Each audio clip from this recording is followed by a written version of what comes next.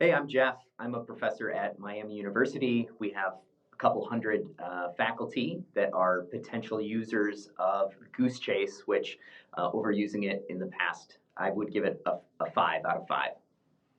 So before Goosechase, there really wasn't much of an option other than just email, direct communications, and through an online use of a tool called Canvas. We would try to give assignments to students and try to communicate with them, but it felt more like email back and forth. And during COVID, we found that we needed to try to create a higher level of engagement, have students actually feel like even when they were out of the classroom, they were still interacting with each other and interacting with us. And that's when we found Goosechase and started testing it. And over the last 3 years, we have kept it and just continue to use it as a way to enhance some of the out of classroom experiences. Even though we now have students back in the classroom, we found it to be a tool that just extends what our capabilities are beyond any tool that we had previously. When I was first looking into the world of kind of online scavenger hunts, what I found in Goosechase was that it was very easy to set up. Our family had actually first been exposed to it in a city scavenger hunt that we paid for, and we just had so much fun with my wife and my kids running around taking pictures, getting points. And I started thinking about, wait, how could this be useful for the academic setting? Could I do this with my students? And one of the things that I really liked about Goosechase is how they offered really competitive pricing in the academia world. And so that allowed us to first try it out and experiment with, could we create that kind of excitement and energy? I was able to set up the tool very quickly. It had very simplistic instructions for students to be able to follow. It was easy for them to log in and incredibly intuitive for them to use.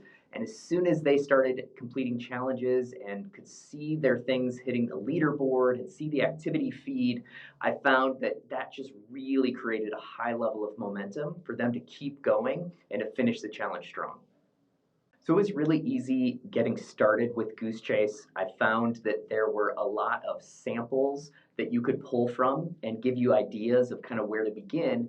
And I found that my first challenges that I created were, probably 60% things that were provided from Goosechase and 40% things that I created on my own. And as I've gotten kind of more experience with it, I've customized even further.